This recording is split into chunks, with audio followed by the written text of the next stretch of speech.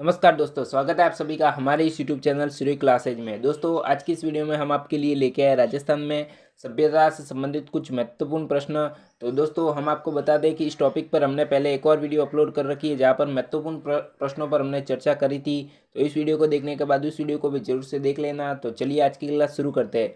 तो आज का हमारा पहला प्रश्न है, जायल व डिडवाना नामक स्थान का संबंध किस काल से है। दोस्तों, जायल व डिडवाना नामक जो प्राचीन स्थल है उनका संबंध किस काल से है। तो इसके जो ऑप्शन है वो है उत्तर पूर्व पाषाण काल, ऑप्शन बी है निम्न पूर्व पाषाण काल, ऑप्शन सी है मध्य पाषाण काल या ऑप्शन डी है गुप्त काल। तो दोस्तों, जो इसका सही आंसर हो जाएगा वो हो जाएगा ऑप्शन बी, जो कि है निम्न पूर्व पाषाण काल। तो दोस्तों, जायल व डिडवाना नामक स्थान का संबंध है जो कि निम्न पूर्व पाषाण काल से है। तो ये आपको याद रखना है। चलिए अगले क्वेश्चन की ओर बढ़ते हैं। अगला क्वेश्चन है हमारा, राजस्थान में उत्तर पूर्व पाषाण काल के अवशेष कहाँ पाए गए। दोस्तों, राजस्थान में उत्तर पूर्व पाषाण काल के अवशेष कहाँ पाए गए। तो इसके जो ऑप्शन है वो है बूढ़ा पुष्कर अजमेर, ऑप्शन बी है बागोर भीलवाड़ा, ऑप्शन सी है जायल नागौर या ऑप्शन डी है तिलवाड़ा बाड़मेर। तो दोस्तों, जो इसका सही आंसर हो जाएगा वो हो जाएगा ऑप्शन ए, जो कि है बूढ़ा पुष्कर अजमेर। तो राजस्थान में उत्तर पूर्व पाषाण काल के अवशेष है जो बूढ़ा पुष्कर अजमेर में पाए गए थे, और निम्न पूर्व पाषाण काल के अवशेष है जो कि जायल व डीडवाना में पाए गए थे। तो ये आपको याद रखना है। और मध्य पाषाण काल के है जो बागोर और तिलवाड़ा में पाए गए थे। तो ये तीनों ही आपको याद रखना है।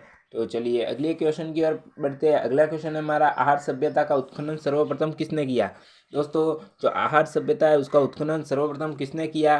तो इसके जो ऑप्शन है वो है A V N Mishra, option B है H D Sankalia, option C है अमलानंद घोष या ऑप्शन डी है आर सी अग्रवाल।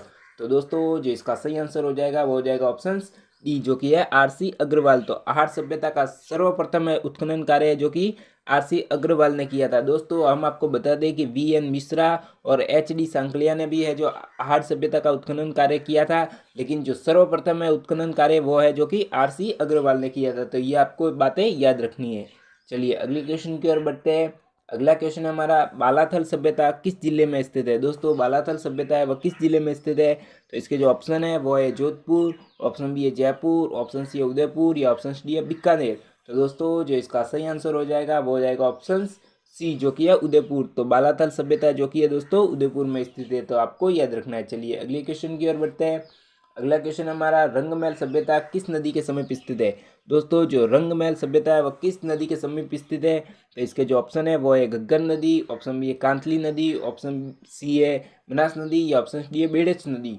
तो दोस्तों, जो इसका सही आंसर हो जाएगा वो हो जाएगा ऑप्शन ए, जो कि है घग्गर नदी। तो दोस्तों, रंगमहल सभ्यता है जो कि घग्गर नदी पर स्थित समीप स्थित है, और ये किस जिले में स्थित है वो है हनुमानगढ़ में। तो ये आपको याद रखना है। रंगमहल सभ्यता हनुमानगढ़ जिले के घग्गर नदी के समीप स्थित है। तो ये आपको याद रखना है। चलिए अगले क्वेश्चन की ओर बढ़ते हैं। अगला क्वेश्चन है हमारा, बैराट सभ्यता का उत्खनन कार्य किसके द्वारा किया गया। दोस्तों, बैराट सभ्यता का उत्खनन कार्य किसके द्वारा किया गया।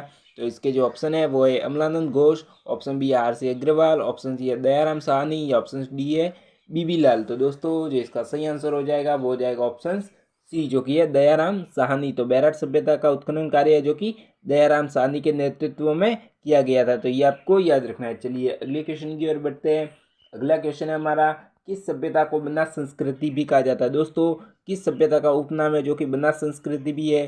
तो इसके जो ऑप्शन है वो है ए आहार सभ्यता, ऑप्शन बी है कालीबंगा सभ्यता, ऑप्शन सी है बैराट सभ्यता या ऑप्शन डी है बालाथल सभ्यता। तो दोस्तों, जो इसका सही आंसर हो जाएगा वो हो जाएगा ऑप्शन ए, जो कि है आहार सभ्यता। तो दोस्तों, जो आहार सभ्यता है उसे है जो बनास संस्कृति के नाम से भी जाना जाता है। तो ये आपको याद रखना है। चलिए अगले क्वेश्चन की ओर बढ़ते हैं। अगला क्वेश्चन है हमारा, कालीबंगा सभ्यता का उत्खनन कार्य किसके द्वारा किया गया।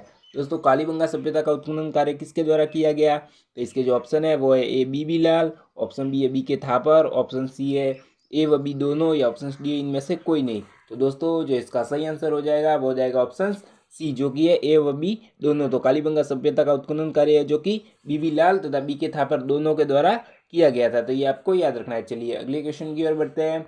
अगला क्वेश्चन है हमारा, लूनी नदी के किनारे स्थित पुरातात्विक स्थल कौन सा है। दोस्तों, लूनी नदी के किनारे स्थित पुरातात्विक स्थल कौन सा है। तो इसके जो ऑप्शन है वो है बैराट, ऑप्शन बी है नोहा, ऑप्शन सी है बालाथल या ऑप्शन डी है तिलवाड़ा।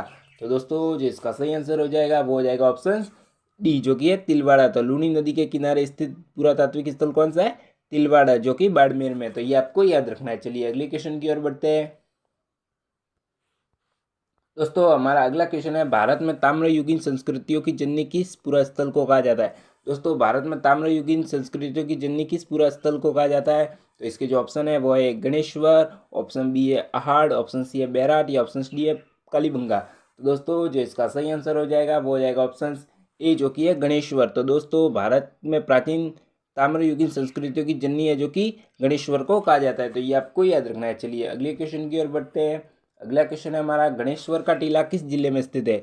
दोस्तों गणेश्वर का टीला किस जिले में स्थित है? तो इसके जो ऑप्शन है ए जयपुर, ऑप्शन बी है उदयपुर, ऑप्शन सी है सीकर या ऑप्शन डी है बीकानेर। तो दोस्तों जो इसका सही आंसर हो जाएगा वो हो जाएगा ऑप्शन सी जो कि है सीकर। तो दोस्तों गणेश्वर का टीला है जो कि सीकर जिले में स्थित है। तो ये आपको याद रखना है। चलिए अगले क्वेश्चन की ओर बढ़ते हैं। अगला क्वेश्चन हमारा, पुरावशेषों के संरक्षण हेतु संग्रहालय की स्थापना कहाँ की गई?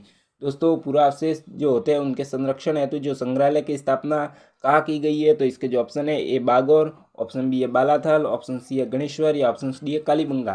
तो दोस्तों जो इसका सही आंसर हो जाएगा वो हो जाएगा ऑप्शन डी जो कि है कालीबंगा। तो पुरावशेषों के संरक्षण हेतु संग्रहालय की स्थापना कालीबंगा में की गई है। तो ये आपको याद रखना है। चलिए अगले क्वेश्चन की ओर बढ़ते हैं। अगला क्वेश्चन हमारा, बागौर किस नदी के समीप स्थित है? दोस्तों जो बागौर पूरा स्थल है वो किस नदी के समीप स्थित है? तो इसके जो ऑप्शन है वो है कांतली, ऑप्शन बी है कोठारी, ऑप्शन सी है बनास या ऑप्शन डी है घग्गर। तो दोस्तों जो इसका सही आंसर हो जाएगा वो हो जाएगा ऑप्शन बी जो कि है कोठारी नदी। तो दोस्तों बागौर है जो पूरा स्थल है जो कि कोठारी नदी के समीप स्थित है और ये किस जिले में? भीलवाड़ा में। तो ये भी आपको याद रखना है। चलिए अगले क्वेश्चन की ओर बढ़ते हैं। अगला क्वेश्चन हमारा, पीलीबंगा का संबंध किस जिले से है? दोस्तों जो पीलीबंगा प्राचीन स्थल है उसका संबंध है जो किस जिले से है? तो इसके जो ऑप्शन है A Sri Ganganagar, option B Alwar, option C है जयपुर या ऑप्शन डी हनुमानगढ़। तो दोस्तों जो इसका सही आंसर हो जाएगा वो हो जाएगा ऑप्शन डी जो कि है हनुमानगढ़। तो पीलीबंगा का संबंध है जो कि हनुमानगढ़ से है। तो ये आपको याद रखना है। चलिए अगले क्वेश्चन की ओर बढ़ते हैं। अगला क्वेश्चन हमारा, बड़ी संख्या में मालव सिक्के व आहत मुद्राएं किस स्थान पर प्राप्त हुई?